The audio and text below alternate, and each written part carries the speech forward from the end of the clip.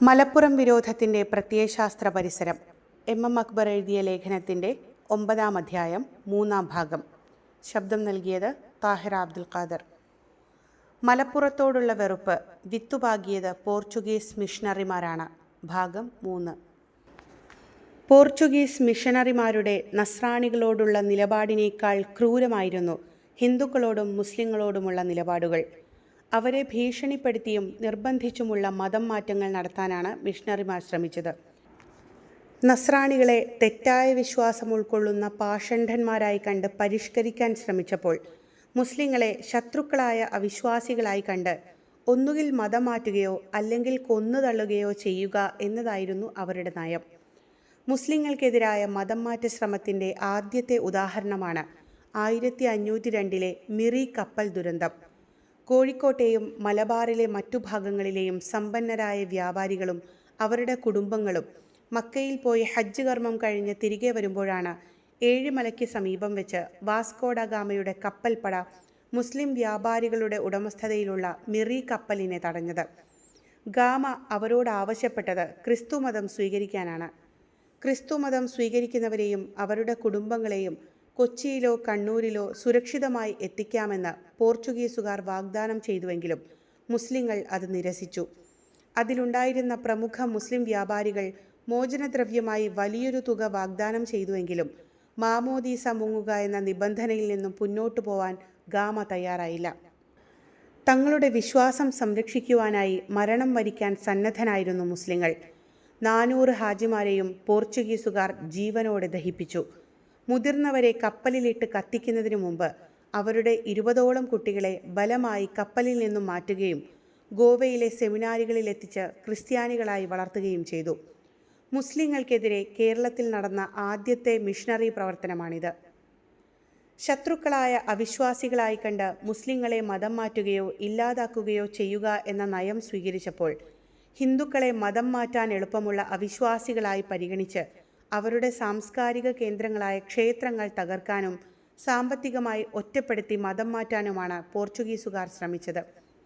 1543 Portuguese governor Martin Alphonso D'Souza നടത്തിയ കൊല്ലം തേവലക്കര ക്ഷേത്രം ആക്രമണമാണ് പോർച്ചുഗീസുകാർ നടത്തിയ ക്ഷേത്രധ്വംസനങ്ങളിൽ പ്രധാനപ്പെട്ടത്. ക്ഷേത്രത്തിനകത്തെ വിഗ്രഹങ്ങളിൽ അണിയിച്ചിരുന്ന സ്വർണ്ണാഭരണങ്ങളും പൂജയ്ക്കുള്ള വെള്ളിപ്പാത്രങ്ങളും അവർ ബലമായി കവർന്നു. വലിയൊരു തുക മോചനദ്രവ്യം നൽകിയാൽ ആക്രമണം നിർത്താമെന്നായിരുന്നു ഡിസൂസയുടെ വാഗ്ദാനമെങ്കിലും പണം നൽകിയ ശേഷവും കൊള്ളയടിക്കൽ തുടരുകയാണ് അയാൾ ചെയ്തത്.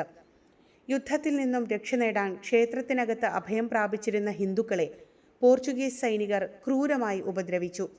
ക്ഷേത്രത്തിലെ സ്വർണം കവർന്നതിനു പുറമെ അവിടെയുണ്ടായിരുന്ന സ്ത്രീകളും കുട്ടികളുമടങ്ങുന്ന ജനങ്ങളെ നിർബന്ധപൂർവം ക്രിസ്തുമതത്തിലേക്ക് മാറ്റാൻ ശ്രമിച്ചതായും വിസമ്മതിച്ചവരെ വധിച്ചതായും എ ശ്രീധരമേനോനും കെ എം പണിക്കരുമെല്ലാം രേഖപ്പെടുത്തുന്നുണ്ട്. തേവലക്കര പോലുള്ള ക്ഷേത്രങ്ങൾ ആക്രമിക്കപ്പെടുമ്പോൾ അവിടുത്തെ ജനങ്ങളെ കൂട്ടത്തോടെ മതം മാറ്റാൻ ശ്രമിക്കുന്നത് പോർച്ചുഗീസ് മിഷണറിമാരുടെ ഒരു രീതിയായിരുന്നുവെന്ന് കെ എസ് മണിലാൽ തൻ്റെ ഹോർത്തോസ് മലബാറിക്കോസിനെ കുറിച്ചുള്ള തൻ്റെ സാമൂഹിക സാംസ്കാരിക പഠനത്തിൽ സൂചിപ്പിക്കുന്നുണ്ട്. അവിശ്വാസികളുടെ വിഗ്രഹങ്ങളും ക്ഷേത്രങ്ങളും നശിപ്പിക്കുന്നത് അവരെ സത്യവിശ്വാസത്തിലേക്ക് കൊണ്ടുവരാൻ അത്യാവശ്യമാണെന്നും സൈനികരുടെ സാന്നിധ്യം മിഷണറിമാരുടെ പ്രസംഗത്തേക്കാൾ വേഗത്തിൽ മതം മാറ്റത്തിന് സഹായിക്കുന്നുവെന്നും മിഷണറിമാർ കരുതിയിരുന്നതായി അക്കാലത്തെ പോർച്ചുഗീസ് രേഖകൾ ഉദ്ധരിച്ചുകൊണ്ടുള്ള പ്രമുഖ ബ്രിട്ടീഷ് ഉദ്യോഗസ്ഥനും ചരിത്രകാരനുമായ ഫ്രെഡറിക് ചാൾസ് ഡാൻവേഴ്സിൻ്റെ നിരീക്ഷണം ശരിയായിരുന്നുവെന്ന് ഇത്തരം ചെയ്തികൾ വ്യക്തമാക്കുന്നുണ്ട്. ഹിന്ദുക്കളുടെ വിഗ്രഹാരാധനയെ പിശാചാരാധന എന്ന് വിശേഷിപ്പിച്ചുകൊണ്ടുള്ള മിഷണറി എഴുത്തുകൾ, ക്ഷേത്രത്തിലെ വിഗ്രഹാരാധനയെ നിരോധിക്കാനുള്ള ശ്രമം, പരസ്യമായ ഹൈന്ദവ ഘോഷയാത്രകളും ആഘോഷങ്ങളും തടയാൻ ശ്രമിച്ച നടപടി, പള്ളിപ്പുറത്തെയും പരിസര പ്രദേശങ്ങളിലെയും ഹൈന്ദവ ജനതയെ നിർബന്ധിച്ച് പള്ളികളിൽ എത്തിച്ചതായും അവിടെ വെച്ച് മതം മാറ്റത്തിന് പ്രേരിപ്പിച്ചതുമായുള്ള രേഖകൾ, പോർച്ചുഗീസ് അധികാരപരിധിയിലുള്ള സ്ഥലങ്ങളിൽ മരിക്കുന്ന ഹിന്ദുക്കളുടെ അനാഥരായ മക്കളെ അവർക്ക് അടുത്ത ബന്ധുക്കൾ ഉണ്ടെങ്കിൽ പോലും പിടിച്ചെടുക്കാൻ മിഷണറിമാർക്ക് അനുവാദമുണ്ട് എന്ന 1559 പോർച്ചുഗീസ് രാജാവ് പുറപ്പെടുവിച്ച കൽപ്പന. ഈ കൽപ്പന നടപ്പിലാക്കിക്കൊണ്ട് ഹിന്ദു കുടുംബങ്ങളിൽ അനാഥരാകുന്ന കുട്ടികളെ നിർബന്ധമായും ക്രിസ്ത്യൻ മിഷണറിമാർക്ക് കൈമാറണം എന്ന തങ്ങളുടെ അധീനതയിലുള്ള പ്രദേശങ്ങളായ കൊച്ചി, കണ്ണൂർ കോട്ടകൾക്ക് ചുറ്റും നടപ്പാക്കിയ നിയമം. അങ്ങനെ കൈമാറ്റം ചെയ്യപ്പെട്ട കുട്ടികളെ മതം മാറ്റുകയും ഗോവയിലെ കോളേജ് ഓഫ് സാന്താഫെ പോലുള്ള സെമിനാരികളിൽ പഠിപ്പിക്കുകയും ചെയ്തതായുള്ള എഴുത്തുകുത്തുകൾ. മതം മാറുന്ന ഹിന്ദുക്കൾക്ക് നികുതി ഇളവുകളും സർക്കാർ ജോലികളിലും മുൻഗണന നൽകിയും മതം മാറാൻ വിസമ്മതിക്കുന്ന ഹിന്ദു വ്യാപാരികൾക്കുമേൽ അടിച്ചേൽപ്പിച്ച നിയന്ത്രണങ്ങൾ. ഹിന്ദുക്കളെ മതം മാറ്റാൻ സൈനികരെ ഉപയോഗിച്ചത്. ക്ഷേത്രങ്ങളിലെ വിഗ്രഹങ്ങൾ തകർക്കപ്പെടുകയും അവയുടെ സ്ഥാനത്ത് വിശുദ്ധ കുരിശുകൾ സ്ഥാപിക്കപ്പെടുകയും ചെയ്യുമ്പോൾ നാട്ടുകാർ തങ്ങളുടെ ദൈവങ്ങളുടെ നിസ്സഹായത തിരിച്ചറിയുകയും ക്രിസ്ത്യൻ വിശ്വാസത്തിലേക്ക് വരാൻ പ്രേരിതരാകുകയും ചെയ്യുന്നുവെന്ന മിഷണറി മനോഭാവം. പോർച്ചുഗീസുകാരുടെ നിർബന്ധിത മതപരിവർത്തനത്തിനുള്ള തെളിവുകൾ. ഇങ്ങനെ ഓരോന്നായി പോർച്ചുഗീസ് രേഖകൾ ഉദ്ധരിച്ചുകൊണ്ട് ഡാൻവേഴ്സ് നിരത്തുന്നുണ്ട്.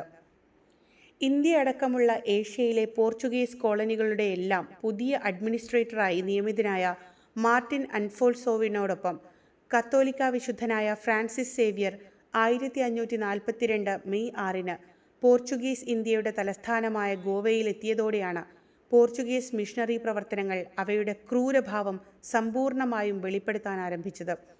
അദ്ദേഹത്തിൻ്റെ നേതൃത്വത്തിലുള്ള പോർച്ചുഗീസ് മിഷണറി സംഘങ്ങൾ ഒരു കൈയിൽ കുരിശും മറ്റേ കൈയിൽ വാളുമായാണ് മലബാറിലെത്തിയത് എന്ന് ക്രിസ്തുമതത്തിൻ്റെ ചരിത്രമെഴുതിയ KC വർഗീസ് നിരീക്ഷിക്കുന്നുണ്ട്. ഇവർ ഒട്ടുവളരെ മുസ്ലിങ്ങളെയും യഹൂദരെയും കൊല്ലുകയുണ്ടായി എന്ന ചരിത്രകാരനായ SS കോഡർ തൻ്റെ Jesuit in the history of Kerala എന്ന ഗ്രന്ഥത്തിൽ എഴുതിയത് അദ്ദേഹം ഉദ്ധരിക്കുന്നുണ്ട്. ഹെൻഡറിക് അലക്സോഡിയാസ് ഫാൽക്കോവ എന്ന കർദിനാൾ ഗോവയിൽ ചുമതലയേറ്റ ഉടനെ തന്നെ കൊങ്കണി, അറബി, സംസ്കൃതം ഭാഷകൾ നിരോധിക്കുകയും കൊങ്കണികളുടെ ഉത്സവാഘോഷങ്ങൾക്ക് വിലക്കേർപ്പെടുത്തുകയും ധാരാളം മുസ്ലിം പള്ളികളും ഹിന്ദു ക്ഷേത്രങ്ങളും തകർക്കുകയും ചെയ്തതായി ജോസ് കരിമ്പനയും എഴുതുന്നുണ്ട്.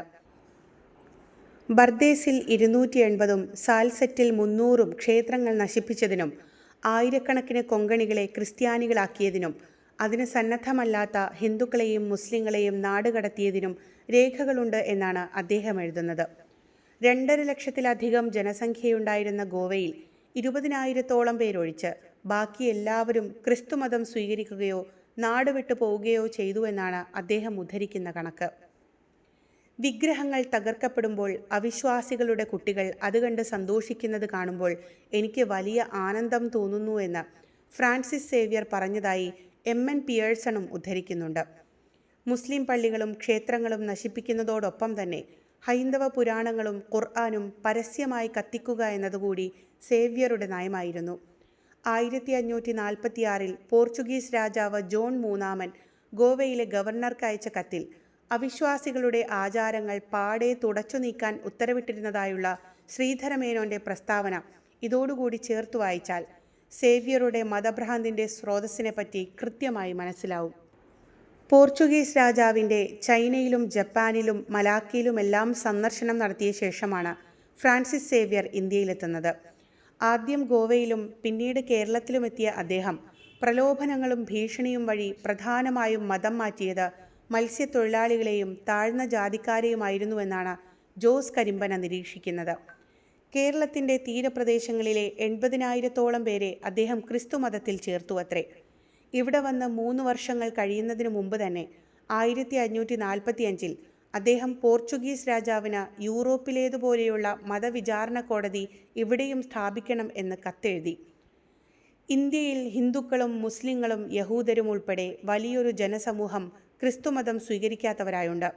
അവരെ സത്യവിശ്വാസത്തിലേക്ക് കൊണ്ടുവരാനും വിശ്വാസം സ്വീകരിച്ചവർ വഴിതെറ്റി പോകാതിരിക്കുവാനും മതവിചാരണ കോടതി സ്ഥാപിക്കേണ്ടത് അനിവാര്യമാണ് എന്ന അദ്ദേഹത്തിൻ്റെ അഭ്യർത്ഥനയുടെ അടിസ്ഥാനത്തിലാണ് 1560 പോർച്ചുഗൽ ഇൻക്വിസിഷൻ കോടതിയുടെ ഒരു ശാഖ ഗോവയിൽ ആരംഭിക്കുന്നത്. തെക്ക് കിഴക്കൻ ഏഷ്യയിലെ പോർച്ചുഗീസ് ഭരണപ്രദേശങ്ങളെല്ലാം ഈ കോടതിയുടെ അധികാര പരിധിയിലായിരുന്നു അത്രേ. ഇന്ത്യ ചരിത്രത്തിലെ ഏറ്റവും ഭീകരമായ ശിക്ഷാമുറകൾ നടപ്പാക്കിയിരുന്ന ഇൻക്വിസിഷൻ കോടതികളുടെ ചെയ്തികളെക്കുറിച്ച് ലോകത്തോട് ആദ്യമായി വിളിച്ചു പറഞ്ഞത് ചാൾസ് ഡെല്ലോൺ എന്ന ഫ്രഞ്ച് ഡോക്ടറാണ്.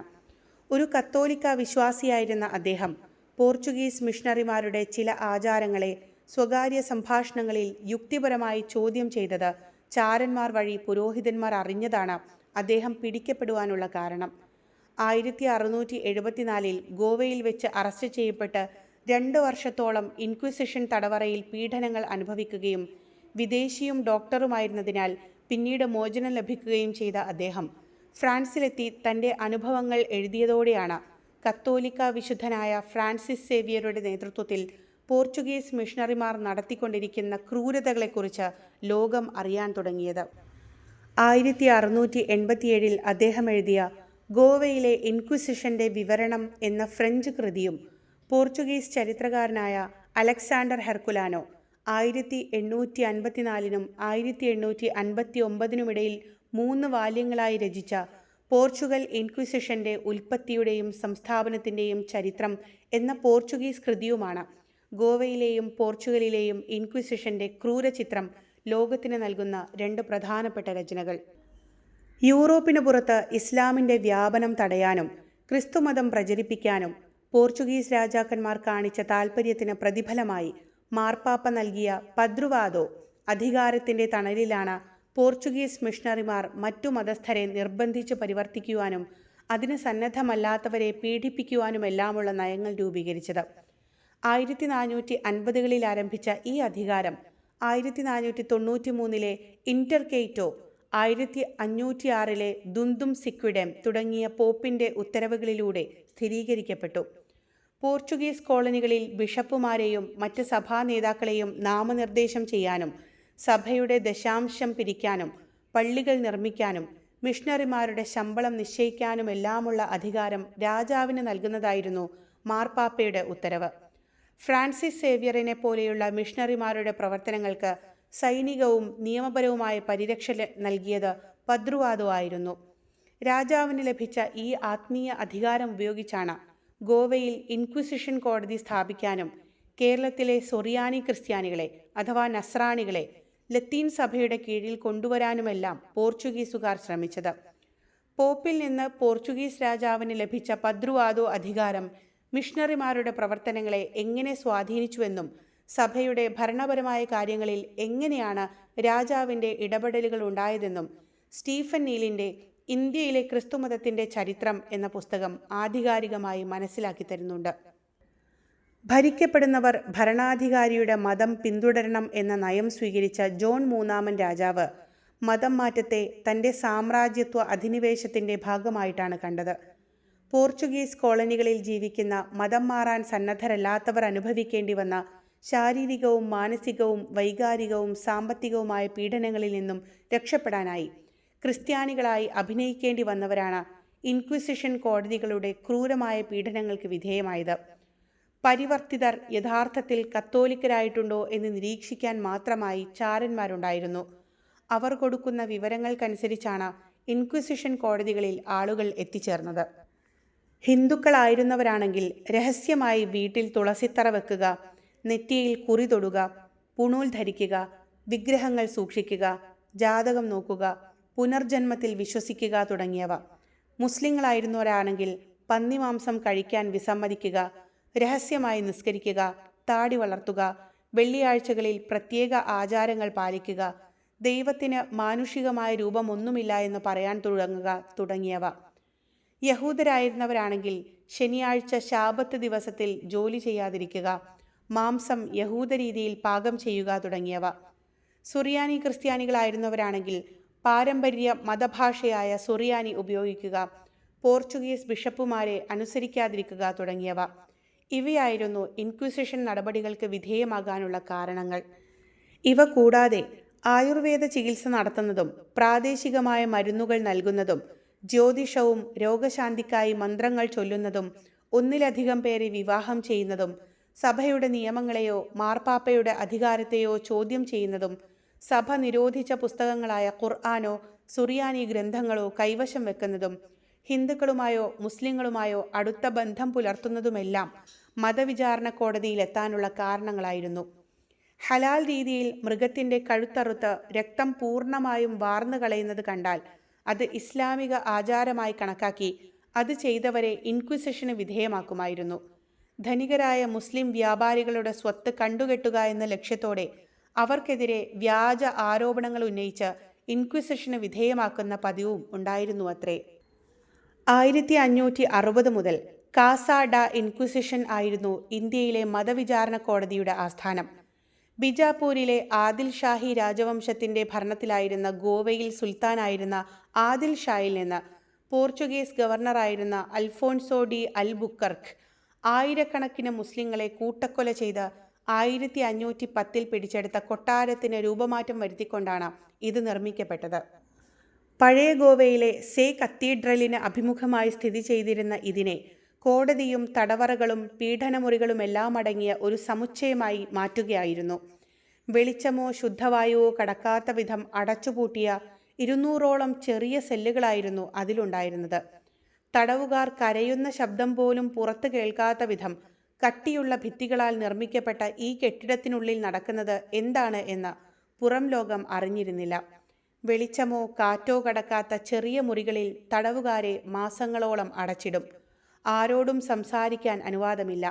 ശബ്ദം കേൾക്കാതിരിക്കാൻ തടവുകാരുടെ വായ മൂടിക്കെട്ടും.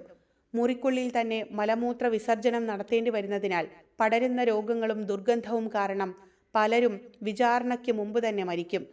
ജയിലിനുള്ളിലെ ദുർഗന്ധത്തെക്കുറിച്ചും മാസങ്ങളോളം ആരെയും കാണാതെ ഇരുട്ടിൽ കഴിഞ്ഞതിനെക്കുറിച്ചും പലർക്കും ഭ്രാന്ത് പിടിച്ചതിനെക്കുറിച്ചും മറ്റു പലരും ആത്മഹത്യ ചെയ്തതിനെക്കുറിച്ചുമെല്ലാമുള്ള ചാൾസ് ഡെലോണിൻ്റെ അനുഭവാവിഷ്കാരത്തിലെ വരികൾ കണ്ണീരോടുകൂടിയല്ലാതെ ആർക്കും വായിച്ചു മുഴുമിപ്പിക്കാൻ കഴിയില്ല.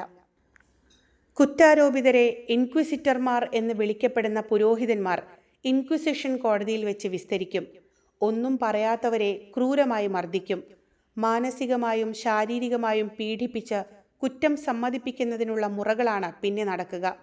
കൈകളും കാലുകളും ചങ്ങലയിൽ ബന്ധിച്ച് വിപരീത ദിശകളിലേക്ക് വലിച്ചു നീട്ടുന്ന ദ റാക്ക് എന്ന യന്ത്രത്തിൽ കിടത്തി പ്രതിയുടെ അസ്ഥികൾ സന്ധികളിൽ നിന്നും വേർപ്പെടുകയും പേശികൾ അറ്റുപോവുകയും ചെയ്യുന്നത് അതിൽ പീഡിപ്പിക്കുക. കൈകളും കാലുകളും ചങ്ങലയിൽ ബന്ധിച്ച് വിപരീത ദിശകളിലേക്ക് വലിച്ചു നീട്ടുന്ന സ്ട്രാപ്പോഡോയിൽ പ്രതികളെ കിടത്തി അസ്ഥികൾ സന്ധികളിൽ നിന്ന് വേർപ്പെടുകയും പേശികൾ അറ്റുപോവുകയും ചെയ്യുന്നതുവരെ അത് പ്രവർത്തിപ്പിക്കുക. കൈകൾ പുറകിലേക്ക് കെട്ടി മേൽക്കൂരയിൽ നിന്ന് തൂക്കിയിടുകയും പെട്ടെന്ന് താഴേക്ക് വീഴ്ത്തുകയും നിലത്ത് തൊട്ടു മുമ്പ് ചങ്ങല വലിച്ചു നിർത്തുകയും ചെയ്ത് ചുമലിലെ എല്ലുകൾ പൊട്ടിക്കുകയും ആന്തരികാവയവങ്ങൾക്ക് ക്ഷതമുണ്ടാക്കുകയും ചെയ്യുക. അകവശത്ത് മൂർച്ചയുള്ള ആണികളുള്ള ഒരു പെട്ടിയായ ഇരുമ്പു കന്യകയിൽ പ്രതികളെ അടച്ച് ആണികൾ ശരീരത്തിൽ തറച്ചു കയറ്റുക. ഇവയെല്ലാമായിരുന്നു കുറ്റം സമ്മതിപ്പിക്കാനുള്ള മുറകൾ. പീഡനങ്ങൾ സഹിക്കവയ്യാതെ കുറ്റം സമ്മതിച്ചു കഴിഞ്ഞാൽ പിന്നെ വിധിയാണ്. പാഷണ്ഡതയ്ക്കുള്ള ശിക്ഷ മരണമാണ്. മതവിചാരണ കോടതിയുടെ മരണശിക്ഷയാണ് ഓട്ടോ ദാഫെ. വധശിക്ഷയ്ക്ക് വിധിക്കപ്പെട്ടവരെ കൊല്ലാൻ കൊണ്ടുപോകുന്നത് സാമ്പനിറ്റോ ധരിച്ചാണ്. നരകത്തിലെ തീജ്വാലകളുടെയും പിശാചുക്കളുടെയും ചിത്രങ്ങളുള്ള വസ്ത്രമാണിത്. ഇത് ധരിച്ച് ജനമധ്യത്തിലൂടെ അപമാനിച്ച് ഘോഷയാത്രയായി കൊണ്ടുപോയാണ് വധശിക്ഷ നടപ്പാക്കുന്നത്. ശാരീരികവും മാനസികവും വൈകാരികവുമായി അവശനായ അയാളെ നഗരമധ്യത്തിൽ തൂണിൽ കെട്ടിയിട്ട് ജീവനോടെ ചുട്ടുകൊല്ലുകയാണ് ചെയ്യുക. മരിച്ചുപോയവരെ പോലും ഇൻക്വിസിഷൻ കോടതി വെറുതെ വിടുമായിരുന്നില്ല. മരിച്ചു കഴിഞ്ഞാണ് ഒരാൾ അയാളുടെ പഴയ മതം രഹസ്യമായി ആചരിച്ചിരുന്നു എന്ന് തെളിയുന്നതെങ്കിൽ ശവക്കുഴി തോണ്ടി അസ്ഥികൾ പുറത്തെടുത്ത് പരസ്യമായി ദഹിപ്പിക്കുമായിരുന്നു അത്രേ. മനുഷ്യ മനസ്സാക്ഷിയെ നടുക്കുന്ന രീതിയിലുള്ള ക്രൂരതകളാണ് ഈ മതകോടതികൾ സ്ത്രീകളോടും കുട്ടികളോടും കാണിച്ചത്. വിശ്വാസത്യാഗം ആരോപിക്കപ്പെടുന്ന സ്ത്രീകളെ ശാരീരികമായും മാനസികമായും തകർക്കാനുള്ള പ്രത്യേക രീതികളെ ശുദ്ധീകരണം എന്നാണ് വിളിക്കുക. പരസ്യമായി വിവസ്ത്രരാക്കി സ്ത്രീകളുടെ ശരീരത്തിൽ പിശാചിൻ്റെ അടയാളങ്ങളുണ്ടോ എന്ന് പരിശോധിക്കുന്നതാണ് ഒന്ന്. അവരെ മാനസികമായി തകർക്കാനുള്ള നടപടിയായിരുന്നു ഇത്. ഇൻക്വിസിഷൻ ജയിലുകളിലെ കാവൽക്കാരും ഉദ്യോഗസ്ഥരും സ്ത്രീ തടവുകാരെ ലൈംഗികമായി ചൂഷണം ചെയ്യുന്നതാണ് മറ്റൊന്ന്. രഹസ്യ തടവറകളിൽ വെച്ച് പുറം ലോകമറിയാതെ നടക്കുന്ന സ്ത്രീ പീഡനങ്ങൾ. തടവറയിൽ ഗർഭിണികളുമുണ്ടായിരുന്നു. പക്ഷേ അവർക്ക് മാനുഷികമായ യാതൊരു പരിഗണനയും നൽകിയിരുന്നില്ല. കഠിനമായ തടവ് ശിക്ഷ, ജയിലിനുള്ളിലെ വൃത്തികെട്ട അന്തരീക്ഷം, അതിൽ പ്രസവിക്കേണ്ടി വന്ന സ്ത്രീകളുടെ ദുരിതങ്ങളെക്കുറിച്ച് ചാൾസ് ഡെലോൺ വിവരിക്കുന്നുണ്ട്. പലപ്പോഴും കുഞ്ഞുങ്ങൾ ജനിച്ചയുടനെ രോഗം ബാധിച്ച് മരിക്കുമായിരുന്നു. ശനിയാഴ്ചകളിൽ നല്ല വസ്ത്രം ധരിക്കുന്ന യഹൂദ രീതിയോ വെള്ളിയാഴ്ചകളിൽ പ്രത്യേക ഭക്ഷണം പാകം ചെയ്യുന്ന മുസ്ലിം രീതിയോ പിന്തുടരുന്നുവെന്ന കാരണത്താലായിരുന്നു സ്ത്രീകൾ പിടിക്കപ്പെട്ടിരുന്നത്. അവരും കുടുംബവുമെല്ലാം ശിക്ഷിക്കപ്പെടാൻ കാരണമായി ഇവ മാത്രം മതിയായിരുന്നു അത്രേ. കേവലം ഒരു മതകോടതി മാത്രമായിരുന്നില്ല ഇൻക്വിസിഷൻ എന്നും മുസ്ലിങ്ങളെ സാമ്പത്തികമായി തകർക്കുക എന്ന രാഷ്ട്രീയ ലക്ഷ്യം കൂടി അതിനുണ്ടായിരുന്നുവെന്നും അലക്സാണ്ടർ ഹെർക്കുലാനോ തെരുവുകൾ നിരത്തി സമർത്ഥിക്കുന്നുണ്ട്. ഒരാൾ കുറ്റാരോപിതനായി കഴിഞ്ഞാൽ അയാളുടെ വീട്, സ്വർണം, കച്ചവടം തുടങ്ങിയ സകല സ്വത്തുക്കളും കണ്ടുകെട്ടുകയാണ് ആദ്യത്തെ നടപടി. കുറ്റം തെളിഞ്ഞില്ലെങ്കിൽ പോലും കണ്ടുകെട്ടിയ സ്വത്തുക്കളൊന്നും തിരികെ ലഭിക്കില്ല. ധനികരായ മുസ്ലിം വ്യാപാരികളെ നശിപ്പിക്കാനുള്ള രാഷ്ട്രീയ തന്ത്രമായിരുന്നു ഇത്. കൊല്ലത്തെയും പുറക്കാട്ടെയും കായംകുളത്തെയും നിരവധി വ്യാപാരികളെ ഇങ്ങനെ തകർത്തതായി KM പണിക്കർ എഴുതുന്നുണ്ട്. 16-ാം നൂറ്റാണ്ടിൻ്റെ അവസാനത്തിൽ ഓരോ വർഷവും ശരാശരി 50 മുതൽ 100 വരെ ആളുകൾ കേരള തീരങ്ങളിൽ നിന്നു മാത്രം വിചാരണക്കായി ഗോവയിലേക്ക് കൊണ്ടുപോയിരുന്നുവെന്നതിനുള്ള തെളിവുകൾ ചരിത്രകാരനായ അന്റോണിയോ ഡി സിൽവ റെഗോ സമാഹരിച്ച പോർച്ചുഗീസ് മിഷണറി രേഖകളിൽ നിന്ന് ചരിത്രകാരനായ KS മാത്യു ഉദ്ധരിക്കുന്നുണ്ട്. 1812 വരെയുള്ള കാലയളവിൽ ഗോവയിലെ ഇൻക്വിസിഷൻ കോടതി 16,000-ത്തിലധികം പേരെ മതവിചാരണ ചെയ്യുകയും 57 പേരെ വധശിക്ഷയ്ക്ക് വിധേയമാക്കുകയും വിചാരണക്കിടയിൽ 664 പേർ പീഡനങ്ങൾ മൂലം ജയിലിൽ വെച്ച് മരണമടയുകയും ചെയ്തതായാണ് ജോസ് കരിമ്പന എഴുതുന്നത്. 1812 ഗോവ ഇൻക്വിസിഷൻ നിർത്തലാക്കിയപ്പോൾ ഭാവിയിൽ തങ്ങൾക്കെതിരെ ശേഖരിച്ച തെളിവുകൾ ഉണ്ടാവാതിരിക്കാനായി അവിടെയുണ്ടായിരുന്ന 10,000-കണക്കിന് വിചാരണാരേഖകൾ പോർച്ചുഗീസുകാർ കത്തിച്ചു കളഞ്ഞു. അവശേഷിച്ച ചില രേഖകൾ മാത്രമാണ് ഇന്ന് ലഭ്യമായിട്ടുള്ളത്. നീണ്ട 2.5 നൂറ്റാണ്ടിലധികം നിലനിന്ന ഗോവ ഇൻക്വിസിഷന്റെ ഭീകരത വെളിപ്പെടുത്തുവാൻ ലിസ്ബണിലെ നാഷണൽ ആർക്കൈവ്സിൽ സൂക്ഷിച്ചിട്ടുള്ള പരിമിതമായ ഈ രേഖകൾ തന്നെ ധാരാളമാണ്. ഗോവ ഇൻക്വിസിഷനെക്കുറിച്ച് മറാത്തി ഗ്രന്ഥകാരനായ ആനന്ദ് കാഗ്പ പ്രിയോൽക്കർ 1961 എഴുതിയ ഗോവ ഇൻക്വിസിഷൻ കിഴക്കിനായുള്ള ഭീകര ന്യായാസനം എന്ന പുസ്തകമാണ് ഗോവ ഇൻക്വിസിഷനെക്കുറിച്ച് ഇന്ന് ലഭ്യമായ ഏറ്റവും ആധികാരികമായ ആധുനിക പഠനം. കത്തിച്ചുകളഞ്ഞ രേഖകൾക്ക് പകരം സമകാലികരായ സഞ്ചാരികളുടെയും അതിജീവിച്ചവരുടെയും വിവരണങ്ങൾ ക്രോഡീകരിച്ച് പ്രിയോൽക്കർ ഈ ക്രൂരതകളെ വെളിച്ചത്ത് കൊണ്ടുവന്നിട്ടുണ്ട്. നേരത്തെ സൂചിപ്പിച്ച ശിക്ഷാമുറകളോടൊപ്പം മറ്റു ചില മിഷണറി ക്രൂരതകളെക്കുറിച്ചും അദ്ദേഹം പറയുന്നുണ്ട്. ഭാരമുള്ള തടിയിൽ കെട്ടി മനുഷ്യരെ കടലിലേക്ക് ഒഴുക്കിവിടുകയായിരുന്നു അത്രേ കാപ്പട്യം സംശയിച്ചിരുന്ന പുത്തൻ ക്രിസ്ത്യാനികൾക്ക് നൽകിയിരുന്ന ശിക്ഷകളിൽ ഒന്ന്. വിശ്വാസമുണ്ടെങ്കിൽ അവരെ ദൈവം രക്ഷിക്കുമെന്നായിരുന്നു അതിന് പറഞ്ഞിരുന്ന ന്യായം. ഇരുമ്പ് ദണ്ഡ് പഴുപ്പിച്ച് ശരീരത്തിൽ അടിക്കുക, മരിക്കുന്നതുവരെ പട്ടിണിക്കിടുക, കൈകാലുകൾ അടിച്ചൊടിക്കുക എന്നീ ശിക്ഷാമുറകളെക്കുറിച്ചും അദ്ദേഹം എഴുതുന്നുണ്ട്. 2009 ഫ്രാൻസിലെ ആൽബർട്ടോ ബെൻവെനിസ്റ്റെ ലിറ്റററി പ്രൈസിന് അർഹമായ പ്രസിദ്ധ അമേരിക്കൻ എഴുത്തുകാരനായ റിച്ചാർഡ് സിംലറുടെ അരുണോദയത്തിൻ്റെ പരിപാലകൻ എന്ന നോവൽ ഗോവ ഇൻക്വിസിഷന്റെ ക്രൂരചിത്രം വരച്ചു കാണിക്കുന്ന സർഗാത്മക സൃഷ്ടികളിൽ ഒന്നാണ്. മാതാപിതാക്കളുടെ മുന്നിൽ വെച്ച് മക്കളുടെ ശരീരാവയവങ്ങളെ ഒന്നൊന്നായി പിഴുതുകളയുമെന്ന് ഭീഷണിപ്പെടുത്തുകയും രക്ഷപ്പെടണമെങ്കിൽ മാമോദീസ മുങ്ങണം എന്ന ഉപാധി വെക്കുകയും ചെയ്യുന്ന പോർച്ചുഗീസ് സുവിശേഷ രീതിയാണ് നോവലിൻ്റെ കഥാതന്തു. ക്രിസ്തു സ്നേഹത്തിൻ്റെയും മതപ്രചാരണത്തിൻ്റെയും ലോകത്തിൻ്റെ സുവിശേഷീകരണത്തിൻ്റെയും പേരിലാണ് ഈ ക്രൂരതകളെല്ലാം ന്യായീകരിക്കപ്പെട്ടിരുന്നത്.